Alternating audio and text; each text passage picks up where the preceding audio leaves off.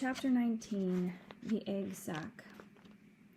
Next morning, when the first light came into the sky, and the sparrows stirred in the trees, when the cows rattled their chains, and the rooster crowed, and the early automobiles went whispering along the road, Wilbur awoke and looked for Charlotte.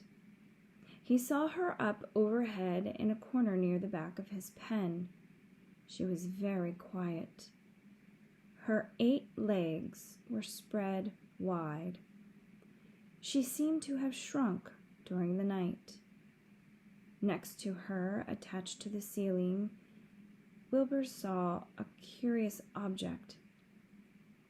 It was a sort of sack or cocoon. It was peach-colored and looked as though it were made of cotton candy. "Are you awake, Charlotte?" he said softly. "Yes," came the answer. "What is that nifty little thing? Did you make it?" "I did indeed," replied Charlotte in a weak voice. "Is it a plaything?" "Plaything? I should say not. It is my egg sack, my magnum opus." "I don't know what a magnum opus is," said Wilbur. "That's Latin," explained Charlotte. "It means great work." "The egg sack is my great work, the finest thing I have ever made." "What's inside it?" asked Wilbur. "Eggs?" 514 of them, she replied. 514? said Wilbur. "You're kidding." "No, I'm not. I counted them. I got started counting, so I kept on, just to keep my mind occupied." "It's a perfectly beautiful egg sack," said Wilbur, feeling as happy as though he had constructed it himself. "Yes, it is pretty," replied Charlotte, patting the sack with her 2 front legs. "Anyway, I can guarantee that it is strong. It's made out of the toughest material I have. It is also waterproof. The eggs are inside and will be warm and dry." "Charlotte," said Wilbur dreamily, "are you really going to have 514 children?" "If nothing happens, yes," she said. "Of course they won't show up till next spring." Wilbur noticed that Charlotte's voice sounded sad. "What makes you sound so downhearted? I should think you'd be terribly happy about this." "Oh, don't pay any attention to me," said Charlotte. "I just don't have much pep anymore. Guess I feel sad because I won't ever see my children." "What do you mean you won't see your children? Of course you will. We'll all see them. It's going to be simply wonderful next spring in the barn cellar, with 514 baby spiders running around all over the place. And the geese will have a new set of goslings, and the sheep will have their new lambs." "Maybe," said Charlotte quietly. "However, I have a feeling I'm not going to see the results of last night's efforts. I don't feel good at all. I think I'm languishing, to tell you the truth." Wilbur didn't understand the word languish, and he hated to bother Charlotte by asking her to explain. But he was so worried he felt he had to ask. "What does languishing mean?" "It means I'm slowing up, feeling my age. I'm not young anymore, Wilbur. But I don't want you to worry about me. This is your big day today. Look at my web. Doesn't it show up well with the dew on it?" Charlotte's web never looked more beautiful than it looked this morning. Each strand held dozens of bright drops of early morning dew. The light from the east struck it and made it all plain and clear. It was a perfect piece of designing and building. In another hour or two, a steady stream of people would pass by, admiring it and reading it and looking at Wilbur and marveling at the miracle. As Wilbur was studying the web, a pair of whiskers and a sharp face appeared. Slowly, Templeton dragged himself across the pen and threw himself down in a corner. "I'm back," he said in a husky voice. "What a night." The rat was swollen to twice his normal size. His stomach was as big around as a jelly jar. "What a night," he repeated hoarsely. "What feasting and carousing. A real gorge. I must have eaten the remains of 30 lunches. Never have I seen such leavings, and everything well ripened and seasoned with the passage of time and the heat of the day. Oh, it was rich, my friends, rich." "You ought to be ashamed of yourself," said Charlotte in disgust. "It will serve you right if you had an acute attack of indigestion." "Don't worry about my stomach," snarled Templeton.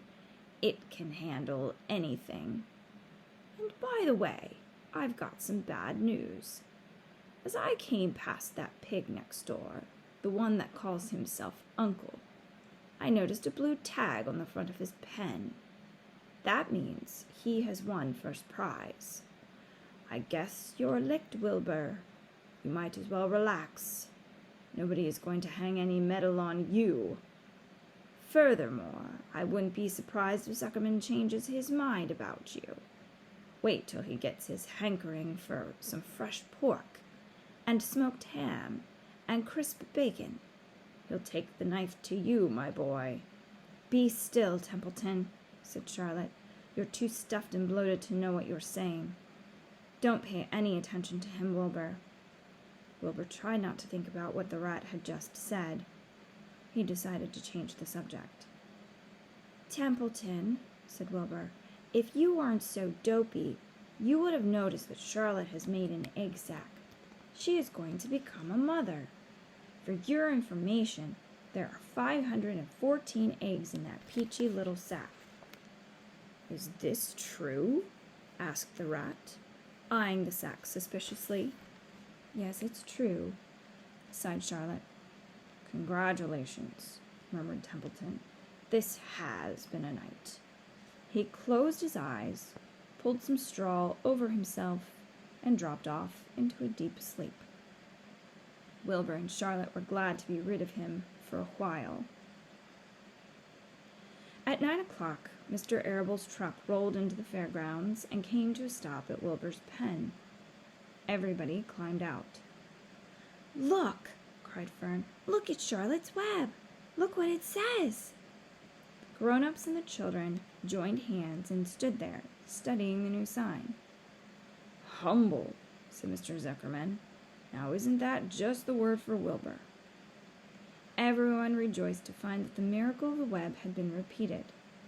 Wilbur gazed up lovingly into their faces. He looked very humble and very grateful. Fern winked at Charlotte. Lurvy soon got busy. He poured a bucket of warm slops into the trough, and while Wilbur ate his breakfast, Lurvy scratched him gently with a smooth stick. "Wait a minute," cried Avery. "Look at this." He pointed to the blue tag on Uncle's pen. "This pig has won first prize already." The Zuckermans and the Arables stared at the tag. Mrs. Zuckerman began to cry. Nobody said a word. They just stared at the tag. Then they stared at Uncle. Then they stared at the tag again. Lurvy took out an enormous handkerchief and blew his nose very loud. So loud, in fact, that the noise was heard by stable boys over at the horse barn. "Can I have some money?" asked Fern. "I want to go out on the midway." "You stay right where you are," said her mother. Tears came to Fern's eyes. "What's everybody crying about?" asked Mr. Zuckerman. "Let's get busy. Edith, bring the buttermilk." Mrs. Zuckerman wiped her eyes with her handkerchief. She went to the truck and came back with a gallon jar of buttermilk. "Bath time," said Zuckerman cheerfully. He and Mrs. Zuckerman and Avery climbed into Wilbur's pen. Avery slowly poured buttermilk on Wilbur's head and back, and as it trickled down his sides and cheeks, Mr. and Mrs. Zuckerman rubbed it into his hair and skin. Passers-by stopped to watch. Pretty soon, quite a crowd had gathered. Wilbur grew beautifully white and smooth. The morning sun shone through his pink ears. "He isn't as big as that pig next door," remarked one bystander. "But he's cleaner. That's what I like." "So do I," said another man. "He's humble, too," said a woman reading the sign on the web. Everybody who visited the pig pen had a good word to say about Wilbur. Everyone admired the web. And of course, nobody noticed Charlotte. Suddenly, a voice was heard on the loudspeaker. "Attention, please," It said. "Will Mr. Homer Zuckerman bring his famous pig to the judge's booth in front of the grandstand? A special award will be made there in 20 minutes. Everyone is invited to attend. Crate your pig, please, Mr. Zuckerman, and report to the judge's booth promptly." For a moment after this announcement, the Arables and the Zuckermans were unable to speak or move. Then Avery picked up a handful of straw and threw it high in the air and gave a loud yell. The straw fluttered down like confetti into Fern's hair. Mr. Zuckerman hugged Mrs. Zuckerman. Mr. Arable kissed Mrs. Arable. Avery kissed Wilbur. Lurvy shook hands with everybody. Fern hugged her mother. Avery hugged Fern. Mrs. Arable hugged Mrs. Zuckerman. Up overhead in the shadows of the ceiling, Charlotte crouched unseen, her front legs encircling her egg sac. Her heart was not beating as strongly as usual, and she felt weary and old. But she was sure at last that she had saved Wilbur's life, and she felt peaceful and contented. "We have no time to lose," shouted Mr. Zuckerman. "Lurvy, help me with the crate." "Can I have some money?" asked Fern. "You wait," said Mrs. Arable. "Can't you see everybody is busy?" "Put that empty buttermilk jar into the truck," commanded Mr. Arable. Avery grabbed the jar and rushed to the truck. "Does my hair look all right?" asked Mrs. Zuckerman. "Looks fine," snapped Mr. Zuckerman, as he and Lurvy set the crate down in front of Wilbur. "You didn't even look at my hair," said Mrs. Zuckerman. You're all right, Edith," said Mrs. Arable. "Just keep calm." Templeton, asleep in the straw, heard the commotion and awoke. He didn't know exactly what was going on, but when he saw the men shoving Wilbur into the crate, he made up his mind to go along. He watched his chance, and when no one was looking, he crept into the crate and buried himself in the straw at the bottom. "All ready, boys," cried Mr. Zuckerman. "Let's go." He and Mr. Arable and Lurvy and Avery grabbed the crate and boosted it over the side of the pen and up into the truck. Fern jumped aboard and sat on top of the crate. She still had straw in her hair and looked very pretty and excited. Mr. Arable started the motor. Everyone climbed in, and off they drove to the judge's booth in front of the grandstand. As they passed the Ferris wheel, Fern gazed up at it and wished she were in the topmost car with Henry Fussy at her side.